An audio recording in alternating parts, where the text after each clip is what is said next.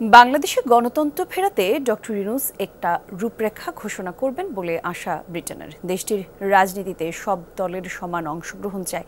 সকালে পররাষ্ট্র উপদেষ্টার সাথে বৈঠকের পর এই কথা বলেন ব্রিটিশ প্রতিমন্ত্রী ক্যাথরিন ওয়েস্ট। তারেক রহমানকে লন্ডন থেকে ফেরানো প্রসঙ্গে ব্রিটিশ প্রতিমন্ত্রী বলেন, সরকার চাইলে সব ধরনের সহায়তা করবে ব্রিটেন। ভারত প্রশান্ত মহাসাগর বিষয়ক পররাষ্ট্র প্রতিমন্ত্রী তারা পররাষ্ট্র উপদেষ্টার সাথে বৈঠকের পর ব্রিটিশ প্রতিমন্ত্রী ক্যাথরিন ওয়েস্ট শান্তি শৃঙ্খল এবং আইনের শাসন প্রতিষ্ঠায় অন্তর্বর্তীকালীন সরকার অঙ্গীকারবদ্ধ বলেও জানিয়েছেন।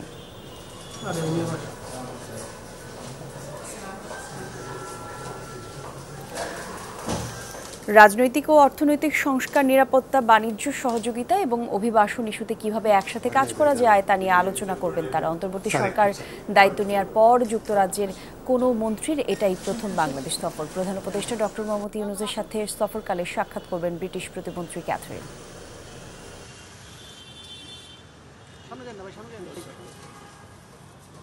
We didn't discuss individual cases, but we want to support the government because it is in this period of transition. We want to support the interim government in all the work that it's doing. পররাষ্ট্র উপদেষ্টা তৌহিদ হোসেনের সাথে বৈঠক শেষে briefing করছেন যুক্তরাজ্যের ভারত প্রশান্ত মহাসাগর বিষয়ক পররাষ্ট্র প্রতিমন্ত্রী। কিছুক্ষণ আগেই ক্যাথরিন ওয়েস্ট এ বিষয়ে আরও বিস্তারিত তথ্য আমাদেরকে দিয়েছেন। আমার সহকর্মী মাহফুজ মিশু আছেন সেখানে, তার কাছ থেকে জানবো কি কি আলোচনা হলো।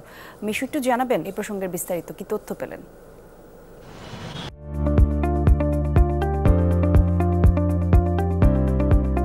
কলি, ব্রিফিংটি শেষ হয়ে গেছে এবং বৈঠকটিও শেষ। 10টায় পররাষ্ট্র মন্ত্রণালয়ের উপদেষ্টা তৌহিদ হোসেনের সঙ্গে বৈঠক করতে আসেন Catherine West. Catherine West British সরকারের মন্ত্রী এবং তিনি পররাষ্ট্র দপ্তরের হয়ে মূলত ইন্দো প্যাসিফিক অঞ্চল এবং ইন্দো প্যাসিফিক বিষয়টাকে দেখেন।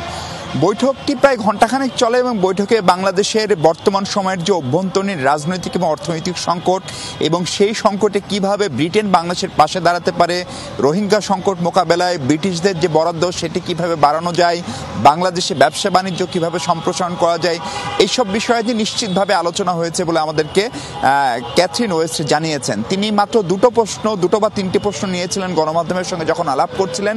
সাংবাদিকরা তাকে প্রশ্ন করেছিলেন যে অন্তর্বর্তীকালীন সরকারের অগ্রাধিকার বিশেষ করে নির্বাচন প্রসঙ্গে, রাজনৈতিক রিকনসিলিয়েশন বা রাজনীতিতে লেভেল প্লেইং ফিল্ড সম্পর্কে আলোচনা হয়েছে কিনা।